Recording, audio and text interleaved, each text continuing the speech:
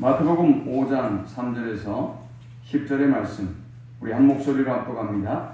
심령이 가난한 자는 복이 있나니 천국이 그들의 것이며 애통하는 자는 복이 있나니 그들이 위로를 받을 것이며 온유한 자는 복이 있나니 그들이 땅을 기업으로 받을 것이며 의에 줄이고 목마른 자는 복이 있나니 그들이 배부를 것이며 긍휼히 여기는 자는 복이 있나니 그들이 긍휼히 여김을 받을 것이며 마음이 청결한 자는 복이 있나니 그들이 하나님을 볼 것이며 화평하게 하는 자는 복이 있나니 그들이 하나님의 아들의 일컬음을 받을 것이며 의를 위하여 박해를 받은 자는 복이 있나니 천국이 그들의 것임이라. 아멘. 오늘은 산상수훈 그 마지막 8번째 시간입니다. 오늘은 10절의 말씀 의를 위하여 박해를 받은 자는 복이 있나니 천국이 그들의 것임이라 라는 이 말씀을 중심으로 함께 은혜를 나누고자 합니다. 우리가 상식적으로 볼 때 복 있는 사람이다 라고 하는 사람은 어떤 사람일까요? 마음의 평안함을 누리는 사람일 것입니다. 경제적으로 걱정과 염려가 없는 사람일 것입니다. 자녀들도 잘 되고 집안의 별반 걱정이 없는 사람이 복 있는 사람일 것입니다. 보건대 특별한 건강이나 자녀나 어떤 인생의 고난이 없는 사람들, 우리는 그런 사람들을 보면서 복 있는 사람이다 라고 말하죠. 그러나 오늘 본문 10절에서 주님은 의를 위하여 박해를 받은 자가 복이 있다 라고 말씀하셨습니다. 의를 위하여 박해를 받는다는 것은 어떤 의미일까요? 의를 위하여 박해를 받는 사람에게 주님은 왜 복이 있다고 말씀하셨을까요?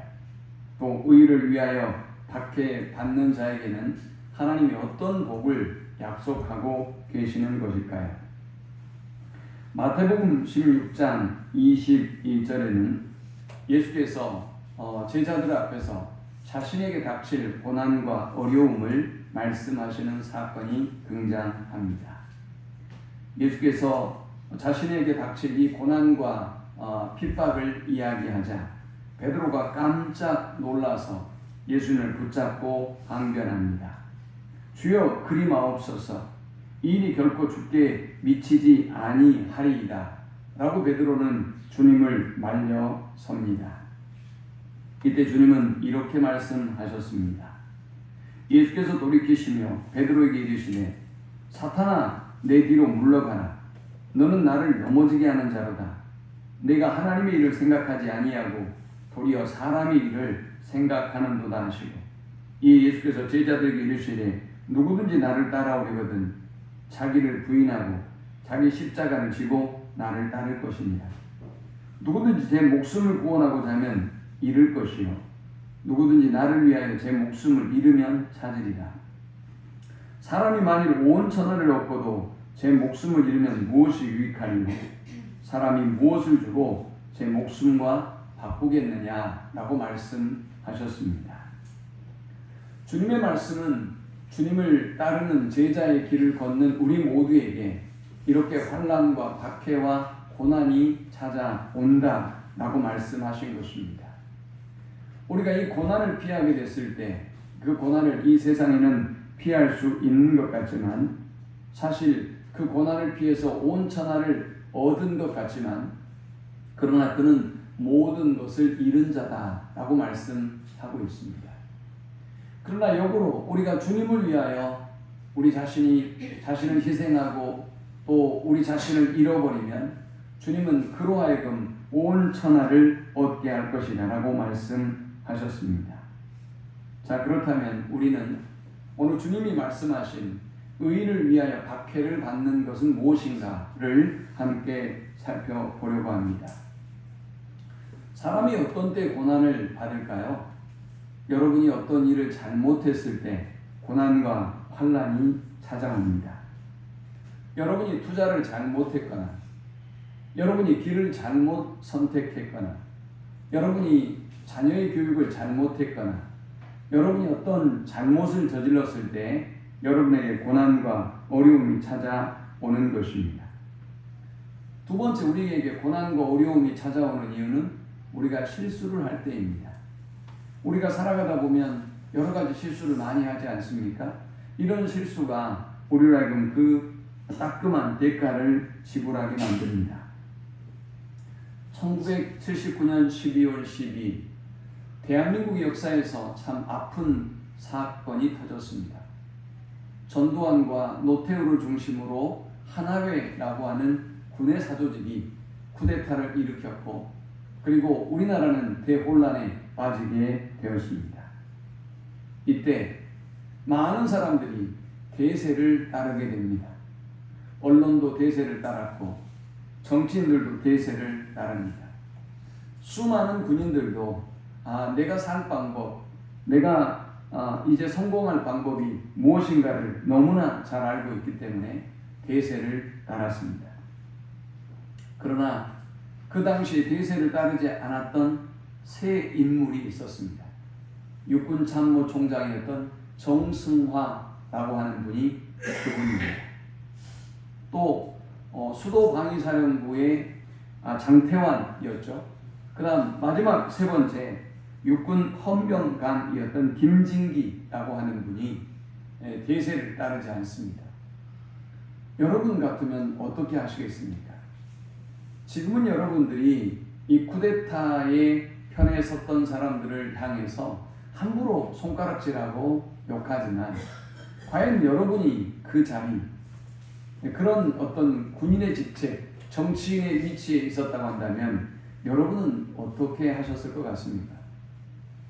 지금은 정승화 참모총장에게, 지금은 장태환 수도방위사령부의 대장에게, 그리고 김진기 헌병감에게 우리가 박수와 지지를 보내고 여러분이 존경의 마음을 표하지만, 여러분이 만일 그 대세의 한 중앙에 서 있다고 한다면 여러분은 과연 어떤 선택을 했을까요? 저는 그리스도인의 삶이 바로 이러한 대세 앞에 서 있는 오늘 장태환과 같은, 김진기와 같은, 정승화와 같은 그런 삶의 길이 오늘 그리스도인의 삶의 길이라고 생각합니다. 주님은 그런 우리에게 말씀하고 있습니다. 우리도 우리에게 닥쳐올 환난과 고난이 얼마나 무서운가를 너무나 잘 알고 있습니다. 그래서 두려워하고 있습니다. 어떻게 살아가야 할지 두려워합니다. 하나회의 대세를 따라야 될지, 전두환의 대세를 따라야 될지, 아니면 내가 죽더라도 나의 믿음의 정체를 지키고 군인으로서의 나의 신분을, 정치인으로서의 나의 신분을, 언론인으로서의 나의 신분을 지켜나갈지에 대해서 여러분은 고민하고 있을 것입니다. 바로 그런 우리에게 주님은 의를 위하여 박해를 받으라. 너희가 의를 위하여 박해를 받으면 오히려 기뻐하고 즐거워하라. 의를 위하여 박해를 받으면 천국이 그들의 것이다 라고 말씀하고 있습니다. 우리가 예배전 찬양으로 디트리트 본헤퍼 목사님의 신앙의 고백을 찬양드렸습니다. 저는 이 디트리트 본헤퍼 목사님을 너무나 좋아합니다. 왜냐하면 대학의 저희 은사님이 디트리트 본헤퍼를 연구하셨던 분입니다. 그러니 그의 저서, 그의 고백, 그의 삶에 대해서 누구보다 잘 알고 있습니다. 디트리트 본헤퍼 목사님은 신학에 있어서는 천재라고 불려지던 사람이었습니다. 일찍이 미국으로 유학을 가서 가장 젊은 나이에 미국의 정교수의 자격을 취득합니다. 그 누구도 이룰 수 없는 일을 그 어린 젊은이가 이룬 것입니다. 그러나 고국에 큰 사건이 터졌습니다. 히틀러의 나치 정권이 독일의 그 보수 세력을 통해서 유럽의 모든 나라들을 정복해 나가기 시작했고, 독일의 교회들은 스스로 적그리스도라고 외치는 히틀러를 옹이하면서 그가 그리스도인 것처럼 그를 통해서 권력과 빌붙어서 교회가 무너져가기 시작합니다. 디트리트 본헤퍼 목사님은 자신의 모든 것을 버리고 고국으로 돌아갑니다. 사람들 모두가 말렸습니다. 당신은 학자고, 당신은 지금 미국에 있고, 당신은 학자로서 미국에서 얼마든지 할 수 있는 일이 많습니다. 그러나 디트리트 본헤퍼는 그들의 말을 듣지 않습니다. 고국으로 돌아갑니다. 고국의 교회를 깨우기 시작합니다. 그리고 결국 붙잡혔고 감옥에 가게 되었고 마지막 형장의 이슬로 살아가게 되었습니다. 그러나 그는 주를 위한 고난을 기뻐합니다. 주를 위하여 고난받는 것이 얼마나 큰 기쁨이요 감격인가를 너무나 잘 알고 있습니다. 제가 그래서 이 찬양을 부를 때 너무 목이 메어서 찬양을 부를 수가 없었어요. 그분의 삶이 생각나고 또 우리가 걸어가야 될, 따라야 될 그 길이 생각나서 찬양이 드려지지가 않는 거예요. 사랑하는 여러분, 우리가 그리스도를 위하여, 의를 위하여 박해를 받는다는 것은 어떤 의미일까요? 여러분이 죄를 지어서 박해를 당할 수도 있고요. 실수를 해서 박해를 당할 수도 있어요. 그러나 의를 위하여 박해를 받는다는 말은 그런 말이 아니에요. 의를 위하여 박해를 받는 것은 여러분들이 바른 길을 걸어갈 때 당하는 고난을 의미하는 것이 아닙니다. 저 정승화 참모총장처럼 그 길은 바른 길이 아니니 내가 따르지 않겠습니다. 의의 길입니다. 장태환 수방사령부 장군처럼 그 길은 옳은 길이 아니니 내가 그 길을 걸어갈 수 없습니다. 라고 하는 것이 의를 위하여 박해를 받는 것이 아닙니다. 그러면 의를 위하여 박해를 받는 것은 어떤 의미일까요? 한마디로 그것은 여러분이 그리스도의 사람이기 때문에 당하는 고난을 의미합니다. 저와 여러분이 그리스도께 속한 사람이기 때문에 당하는 고난을 의미하는 것입니다. 그런 고난이 어떤 고난이 있을까요? 오늘 여러분들이 그리스도를 믿기 때문에 그리스도께 속한 사람이기 때문에 세상에서 다른 사람들이 여러분을 비난하고 공격해도 우리는 그들과 똑같이 대응하지 않습니다. 우리는 세상의 사람들이 얼마든지 권모술수를 써서 얼마든지 다른 사람들을 속여서 많은 부당한 이득을 취득해도 하나님의 사람이기 때문에 내가 그리스도께 속한 사람이기 때문에 우리는 기꺼이 그 길을 거부하고 그 길을 따르지 않습니다. 주일날 장사하면 많은 돈을 벌 수 있지만 우리는 기꺼이 자발적 가난을 택합니다. 자발적 손해를 택합니다. 여러분들이 그리스도인이기 때문에 자동차 사고가 나고 어떤 문제와 고난이 닥쳐올 때 우리는 숱한 손해를 감수해야 하지만 그러나 그것을 기꺼이 당하는 사람들, 기꺼이 당하는 그들의 고난이 바로 의를 위하여 당하는 핍박, 박해인 것입니다. 어떤 사람은 주일을 성수하는 것이 너무나 힘듭니다. 남편이, 아내가, 자녀들이, 부모가 우리 예배를 너무나 혹독하게 반대하기 때문이죠. 그러나 그 고난을 기뻐하는 사람들, 그 고난을 당하고 있는 그들의 그 고난이 바로 의를 위하여 당하는 박해인 것입니다. 초대교회 때는 의를 위하여 당하는 박해가 정말 많았습니다. 로마 제국의 네로 황제를 포함해서 10명의 황제가 약 250년 동안 기독교와 교회를 혹독하게 핍박했습니다. 그들은 그리스도인들을 체포해서 원형 경기장에 세워놓고 굶주린 사자를 풀어서 사자의 밥이 되게 했습니다. 산채로 기둥에 묶고 기름을 부어 장작더미 위에 불을 태워서 죽이기도 했습니다. 사지에 말을 메고 그 말들을 몰아서 사지를 찢어 죽이기도 했습니다. 이렇게 당하는 고난이 그리스도인이기 때문에 당하는 고난, 그리스도께 속한 사람이기 때문에 당하는 고난, 의를 위하여 당하는 고난인 것입니다. 2006년도에 있었던 일입니다. 아프가니스탄에 압둘 라흐만이라고 하는 41세 된 분이 있었습니다. 이 사람은 난민을 구호하는 국제 기독교 단체에 함께 봉사 활동을 하고 있었습니다. 그러던 어느 날 그가 예수님을 만나게 되었습니다. 기독교 단체이기 때문에 주변에 있는 그 많은 사람들에 의하여 복음이 전해졌고 이 사람은 모슬렘이었던 사람이 기독교로 개종을 하게 됩니다. 그는 공식적으로 기독교인이 되었습니다. 고국으로 돌아오면서 자신이 기독교인임을 분명히 합니다. 탈레반이 잡고 있었던 탈레반이 정권을 잡고 있었던 아프가니스탄에서 그는 추방을 당해야만 했습니다. 오랜 시간 떠돌이로 외국을 떠돌며 살았습니다. 탈레반 정권이 무너지고 드디어 고국으로 돌아오게 되었습니다. 그런데 이게 웬일입니까?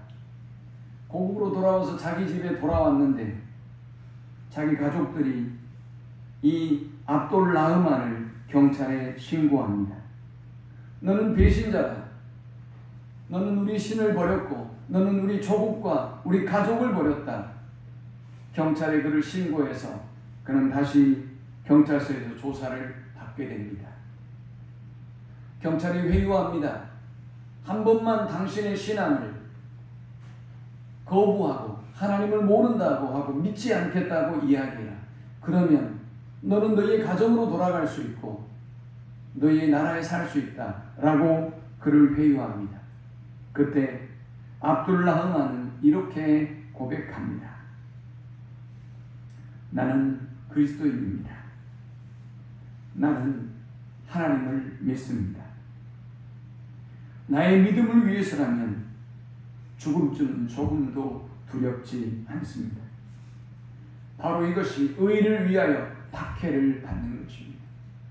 사랑하는 여러분, 의를 위하여 기꺼이 박해받는 것을 기뻐하는 저와 여러분 될 수 있기를 축원합니다.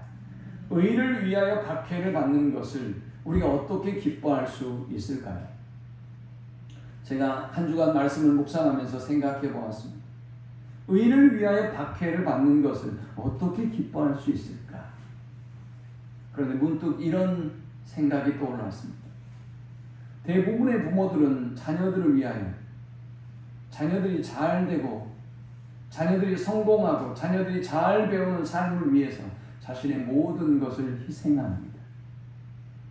먹지 않았습니다. 좋은 옷을 입어본 적도 없습니다. 호화로운 삶을 살지도 못했습니다.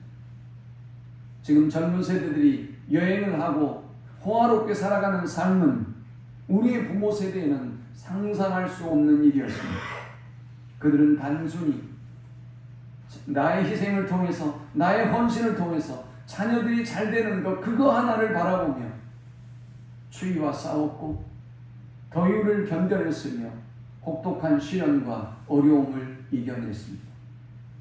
그러면서도 그들은 기뻐했습니다. 자신들은 짜장면을 먹지 못하지만 자녀들의 입속으로 넘어가는 그 짜장면을 바라보며 기뻐했습니다. 그들은 누리지 못하지만 자식들이 자리를 잡아가고 성공하고 어떤 위치에 도달하는 모습을 바라보면서 기뻐했습니다. 그들은 어쩌면 사람으로서 누릴 수 있는 그런 호화로운 삶 자체를 경험해 보지 못했지만 자녀들을 위한 희생을 기뻐하고 즐거워했습니다. 우리가 주님을 위하여 박해를 당하고 고난을 받는 것을 기뻐해야 하는 이유가 바로 여기에 있는 것입니다. 성 프란체스에 관한 예화입니다. 성 프란체스가 제자들과 함께 참 힘들고 어려운 삶을 복음을 전하는 힘들고 어려운 삶을 살아가고 있었습니다. 어느 겨울 추위를 무릅쓰고 순례자의 길을 걷고 있습니다. 그때 제자가 성 프란치스코에게 사람에게는 참된 기쁨이 어디에 있습니까? 라고 물었습니다. 그때 그의 스승인 성 프란시스코가 이렇게 말합니다.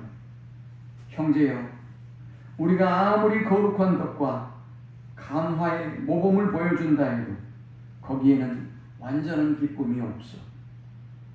그렇게 추위를 견디며 걷다가 성 프란체스코가 다시 말합니다. 형제여, 우리가 눈먼 자의 눈을 뜨게 하고 마귀를 내어 쫓으며 죽은 자를 다시 살린다 한들 거기에는 완전한 기쁨이 없어. 또 좀 더 가다가 성 프란체스코가 그에게 이렇게 말합니다. 형제여, 우리가 온갖 말과 지식에 능통하고 장래일과 심지어 인간 양심의 비밀을 꿰뚫어 본다 한들 거기에도 완전한 기쁨은 없어. 한겨울 살을 내는 바람은 연이어 불어왔고 그리고 프란체스코와 제자들은 묵묵히 그 순례자의 길을 행합니다.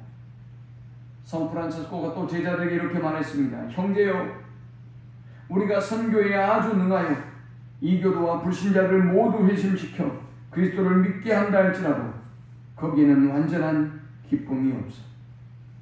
그렇게 대화를 나누다가 어느 집 문 앞에 섰습니다. 그리고 그 문을 두드렸습니다. 그런데 집 문지기가 나오면서 다짜고짜 이 거렁뱅이들아, 이 도둑놈들아 라고 외치며 욕설을 하며 뺨을 때리고 몽둥이로 그들을 패며 내어 쫓았습니다. 그렇게 쫓겨나면서 비로소 성 프란체스코는 이렇게 말합니다. 형제여, 바로 여기에 완전한 기쁨이 있어. 우리가 이 모든 것을 달게 참아내고 이것이 바로 복되신 그리스도께서 당하셨던 가난과 고통, 모욕이라고 생각하고 즐거워한다면 바로 거기에 완전한 기쁨이 있어. 그런데 우리는 이 세상에서 우리가 겪는 고난 가운데 가치 있고 위대한 고난이 어떤 고난인지 잘 알지 못합니다. 우리가 아는 가장 위대하고 가치 있는 고난이 있다면 그것은 자식들을 위한 가난 고난일 것입니다. 저와 여러분이 목매는 의미 있고 가치가 있다고 생각하는 그 고난은 바로 자녀들을 위한 가난 고난일 것입니다.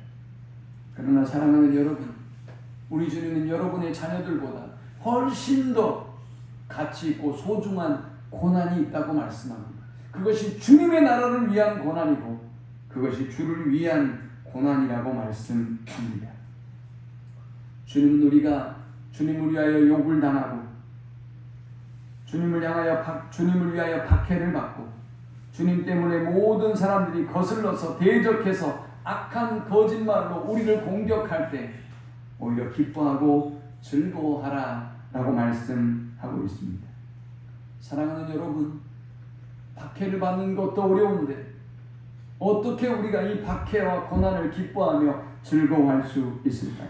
주님은 도대체 왜 12절에서 기뻐하고 즐거워하라 라고 박해를 당하고 있는 우리들에게 말씀하셨을까요? 먼저 첫 번째는 우리가 이 박해를 당할 때 우리가 예수 그리스도께 속한 사람이라는 증거가 되기 때문입니다. 주일 학생들이 부르는 찬양 중에 이런 찬양이 있어요. 흔들수록 알맹이는 안으로 안으로 안으로, 흔들수록 죽정이는 밖으로 밖으로 밖으로, 죽정이는 날아가고 알곡만 남아요. 우리들은 주님의 알곡 어린이. 여러분, 키라는 것이 무엇인지 알 것입니다. 키는 알곡과 가라지를 구별하기 위하여 사용되는 그런 기구입니다. 이 키의 원리가 뭔가 하면 여러분, 겉모양은 똑같아요. 알곡과 가라지가 전혀 차이가 나지 않습니다. 똑같아요. 오늘 예배하는 여러분, 오늘 여러분 스스로가 그리스도입니다, 내가 하나님의 사람이다 라고 말하고 스스로 믿고 있는 여러분이 전혀 분별이 되지 않습니다. 저도 분별할 수 없고요. 그 누구도 여러분들이 참 그리스도인지 가짜 그리스도인지 구별할 수 있는 사람은 이 땅에 존재하지 않습니다. 심판의 날에 그때 우리는 참된 그리스도인과 거짓된 그리스도인이 누구인가를 밝히 보게 될 것입니다. 이 키질의 원리가 뭘까요? 키질은 알곡과 가라지의 밀도의 차이로 알곡과 가라지를 구별하는 것입니다. 알곡은 분명히 그 껍질 속에 내용물이 들어있어요. 그러나 가라지는 껍질은 있지만 그 껍질 속에 진짜 알곡이 들어있지 않습니다. 그래서 밀도가 낮을 수밖에 없는 것이죠. 키질은 바로 저와 여러분을 그렇게 참된 그리스도인과 가짜 그리스도인으로 구별 짓는 것입니다. 그러면 우리 그리스도인의 삶의 실존에서 이 키질은 어떤 것일까? 제가 지금까지 신앙생활을 해온 연륜 속에 생각해 보았습니다. 그것은 두 가지가 있습니다. 첫 번째는 헌신의 순간입니다. 헌신의 순간 알곡과 가라지는 결정적인 차이를 보입니다. 알곡은 안으로 들어옵니다. 그러나 결정적 헌신의 순간 가라지는 결국 자신을 위하여, 자신의 이익을 위하여 살고 있는 가라지는 밖으로 밀려 나갈 수밖에 없는 것입니다. 알곡과 가라지가 또 이 퀴즈를 통해서 이 밀도의 차이로 구별되는 두 번째 원인은 뭘까요? 바로 고난입니다. 오늘 본문에 말하고 있는 고난이, 알곡은 알곡이기 때문에 고난을 이겨내는 힘을 가지고 있고요. 고난을 조금도 두려워하지 않습니다. 그러나 가라지는 순식간에 뭐라고 떠들어도, 뭐라고 자기 자신을 포장하고 변호해도 고난은, 시련은 그의 실체를 넉넉하게 드러내고 마는 것입니다. 요한복음 15장 18절 19절은 말씀합니다. 세상이 너희를 미워하면 너희보다 먼저 나를 미워한 줄 알라. 너희가 세상에 속하였으면 세상이 자기 것을 사랑할 것이나 너희는 세상에 속한 자가 아니요 도리어 내가 너희를 세상에서 택하였기 때문에 세상이 너희를 미워하느니라 했습니다. 세상이 저와 여러분을 미워하는 것 당연하다는 것입니다. 저와 여러분의 소속이 다르기 때문이라는 것입니다. 저와 여러분의 나라가 저 세상에 속한 사람들의 나라와 다르기 때문이라는 것입니다. 저와 여러분의 삶의 목표가 저 세상의 사람들과 다르기 때문이라는 것입니다.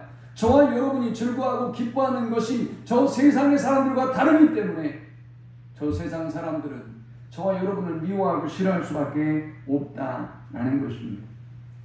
우리가 왜 미움을 받을까요? 우리가 하나님께 속해 있기 때문이라는 것입니다. 만약 우리가 세상에 속하였다면 자신에게 속한 그 지체를 그들은 미워하지 않을 것입니다. 박해하지 않을 것입니다. 그러나 우리가 그리스도께 속한 사람이기 때문에, 하나님께 속한 사람이기 때문에 세상이 우리를 미워하고 박해한다라는 것입니다. 일제가 우리의 나라의 국권을 침탈할 때, 이때 이 일본을 도와서 나라를 팔아먹었던 매국노들이 있었습니다. 우리가 잘 알고 있는 분들이죠. 이근택, 박재순, 이완용, 권중현, 이지용입니다. 이들을 매국노, 을사오적이라고 하죠. 그런데 여러분, 이들은 대단히 영리한 사람들이었다고 생각합니다. 저는 매우 현실적 감각이 뛰어났던 사람들이라고 생각합니다. 누구보다 지혜롭고 약삭빨랐던 사람들이라고 생각합니다. 그러나 여러분, 지금 제가 이 을사오적을 표현했던 그 표현들이 여러분의 마음속에, 여러분의 심기에 거슬리는 분들이 계십니까? 그것이 정상입니다. 그런데 사랑하는 여러분, 저와 여러분은 하나님 나라의 을사오적은 아닌지요? 저와 여러분은 너무나 똑똑해서, 너무나 지혜로워서 언제든지 하나님을 팔아먹을 준비가 되어 있습니다. 하나님의 나라를 팔아먹을 준비가 되어 있습니다. 조금도 손해보지 않기 위하여 기꺼이 나의 직분과 성도된 나의 사명을 언제든지 팔아먹을 수 있는, 버릴 수 있는 매국노와 같은 신앙의 삶을 살아가고 있습니다. 저는 그런 우리가 을사오적을 욕할 자격이 있는가 생각해 봅니다. 만일 이들이 모든 손해를 감내하고 생명의 위험을 감내하고 그들에게 닥칠 앞으로의 수많은 위기와 파도를 감내하고 나라를 지켜냈다면 우리는 그들을 독립유공자라고, 우리는 그들을 칭호하고 존경하고 사랑할 것입니다. 오늘 우리가 존경하는 인물들이 다 그런 인물들 아닙니까? 그런데 오늘 사랑하는 여러분, 저와 여러분이 서 있는 신앙의 실존을 보십시오. 저와 여러분의 모습을 보면서 우리의 신앙의 후대들은, 우리의 자녀들은, 우리의 성도들은 저와 여러분을 뭐라고 평가할까요? 독립운동가라고 평가할까요? 하나님의 나라를 위한 애국자였다고 평가할까요? 을사오적과 같은 약삭빠른 성도요, 기회주의자들인 성도이며 해석적 신앙의 성도라고 그렇게 평가하지 않을까요? 우리는 우리의 신앙을 돌아보아야 한다고 생각합니다. 적어도 우리가 이 나라를 위하여 목숨을 바치고 이 나라의 독립을 위하여 자신을 내어놓으면서도 그것이 당연한 것이고 그것이 기쁨으로 여겼던 우리 독립운동가들처럼 우리 역시도 하나님의 나라를 위하여 하나님의 몸된 교회와 하나님의 공동체를 위하여 목숨을 걸고 헌신하고 충성하는 것이 너무나 마땅한 일이 아니겠습니까? 2세기 중엽의 순교자였던 폴리갑은 그리스도를 믿는다는 것 때문에 재판장에 섰습니다. 그는 언제든지 황제 앞에서 예수 그리스도를 부인하면 살려준다는 회유와 권면을 받지만 그는 거절합니다.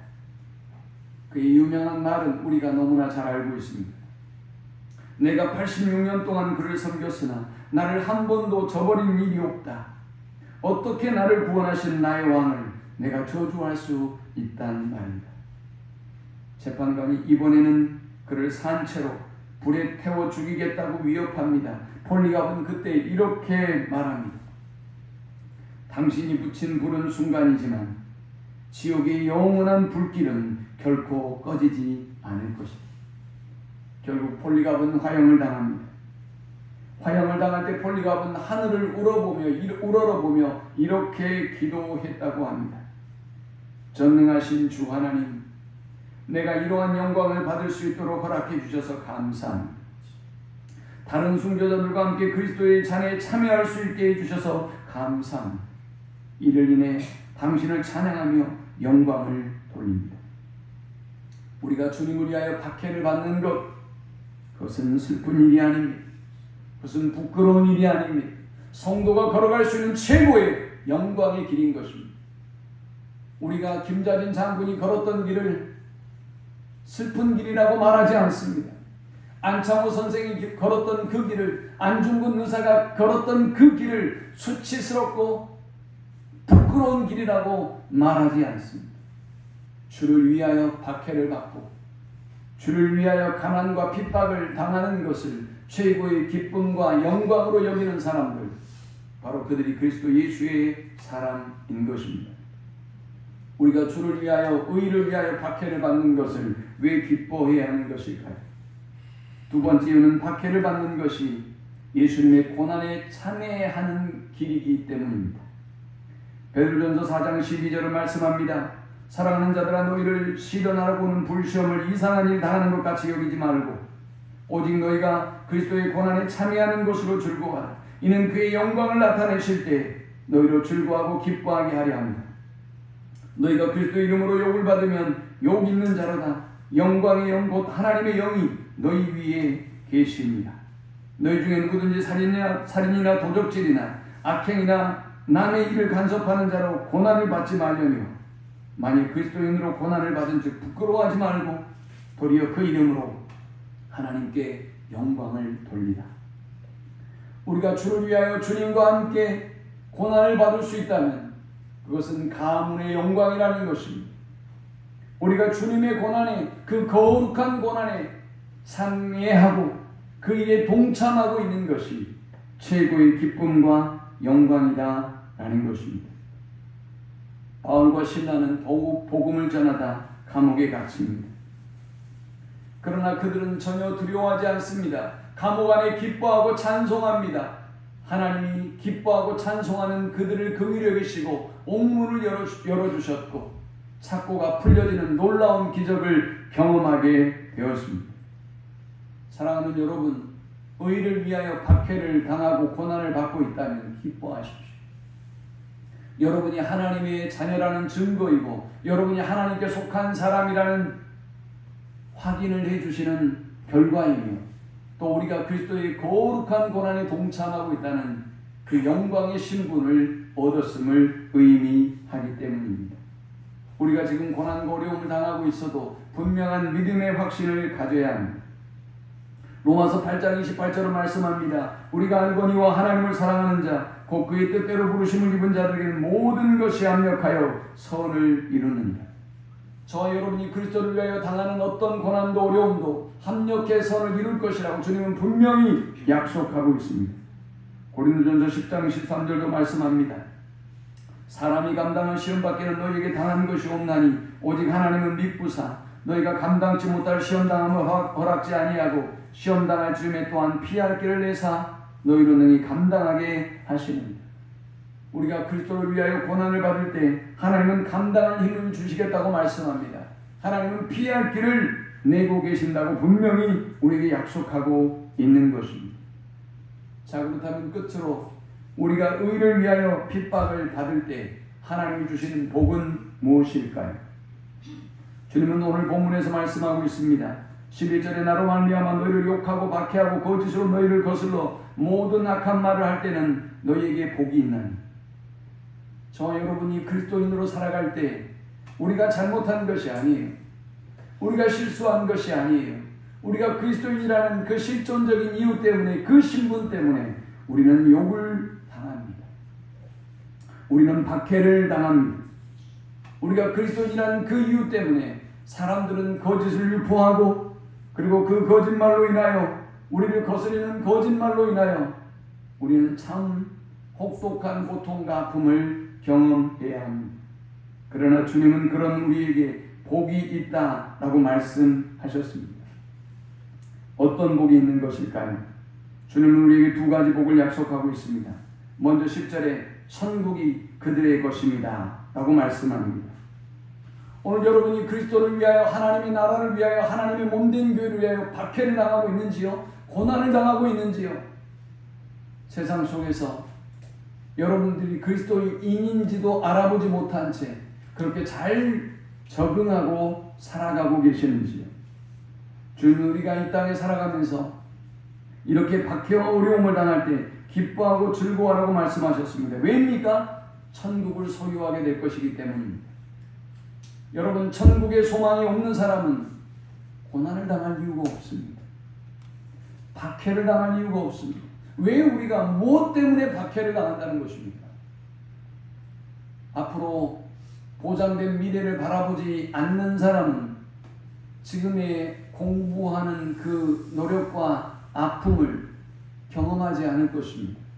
그러나 내가 공부를 해서 좋은 결과를 보게 될 것이라는 분명한 미래의 소망과 확신을 가진 사람은 잘 시간을 줄이고 먹을 시간도 줄이고 나름 증거인 시간을 줄이면서 그 목표를 위하여 최선을 다하는 것입니다. 오늘 천국을 소유한 천국의 사람들은 박해를 당하는 것을 전혀 이상하게 생각지 않습니다. 하나님의 나라에 도달하는 그 순간까지, 우리의 구원이 완성되는 그 순간까지 의를 위하여 박해받는 것은 너무나 당연한 일이며, 내가 의를 위하여 박해받는 사람이라는 것 때문에 기뻐하고 즐거워하며 하늘의 소망을 붙잡고 살아가는 것입니다. 사랑하는 여러분, 오늘 우리가 바라보는 그 천국, 우리가 소망하는 그 천국을 위하여 이 땅에서 박해를 당하고 고난을 당하는 그런 사람이 복 있는 사람이에요. 그런데 문제는 뭡니까? 저와 여러분은 그 고난과 박해를 싫어해요. 현실의 복만 추구하는 것입니다. 현금만 좋아하는 것입니다. 현찰만 좋아하는 것이죠. 천국을 보지 못하는 사람, 천국이 어떤 가치와 어떤 소중한 곳인가를 깨닫지 못한 사람들은 이 땅의 것들에 매여서 저 하늘의 소망을 두지 않고 살아가는 것입니다. 그래서 이 땅의 것들에 마음과 생각을 빼앗기며 살아가는 것입니다. 바울은 뭐라고 고백했습니까? 바울은 이 세상의 모든 것이 다 배선물과 같다라고 고백했어요. 사랑하는 성도 여러분, 천국 백성답게, 천국을 소유한 백성답게 이 땅의 것들에 끌려다니지 말고, 땅의 것들에 매이지 말고 천국의 소망을 두고 천국 백성답게 고난을 이기고 승리하는 우리 모두가 될 수 있기를 축원합니다. 의를 위하여 박해를 받는 하나님의 사람들에게 하나님은 두 번째 어떤 복을 약속하셨을까요? 12절에 기뻐하고 즐거워하라. 하늘에서 너희의 상이 큽니다. 너희 전에 있던 선지자들도 이같이 박해하였느니라 했습니다. 저와 여러분이 기억해야 될 사실이 있습니다. 저와 여러분만 이 박해와 어려움을 당하고 있는 것이 아니라는 것입니다. 선지자 이사야도, 선지자 예레미야도, 수많은 우리의 믿음의 선배들도 이 박해와 어려움과 고난을 이기고 저 하늘의 영광을 누리고 있다는 것입니다. 그러므로 사랑하는 여러분, 지금 우리가 어떤 박해와 어려움을 당해도 결코 낙심하지 마십시오. 우리에게는 하늘의 영광이, 하나님의 놀라운 큰 상이 기다리고 있다는 것을 알고 승리하는 우리 모두가 될 수 있기를 축원합니다. 고린도전서 15장 40절을 말씀합니다. 하늘에 속한 영체도 있고 땅에 속한 영체도 있으나 하늘에 속한 것의 영광이 따로 있고 땅에 속한 것의 영광이 따로 있으니 해의 영광이 다르고 달의 영광이 다르며 별의 영광도 다른데 별과 별의 영광이 다르도다 했습니다. 우리의 구원은 하나님, 우리의 믿음을 보시고 하나님께서 은혜의 선물로 주신 것입니다. 3절에 심령이 가난한 자는 복이 있나니 천국이 그들의 것이며 했죠. 심령이 가난한 사람이 성령의 역사로 거듭나고 믿음으로 거듭나서 천국 백성이 되는 것입니다. 교만하고 강팍한 성도들은 하나님이 아무리 말씀하셔도 깨닫지 못합니다. 거듭나지 못합니다. 그런데 오늘 본문을 또 보십시오. 의를 위하여 박해를 받은 자는 복이 있나니 천국이 그들의 것임이라 했습니다. 3절과 10절의 말씀이 같이 가고 있어요. 3절은 거듭남에 관한 말씀인 듯 보여집니다. 믿음으로 거듭난 사람들이 천국의 백성이 된다는 말이죠. 그러나 10절은 좀 다른 의미를 갖습니다.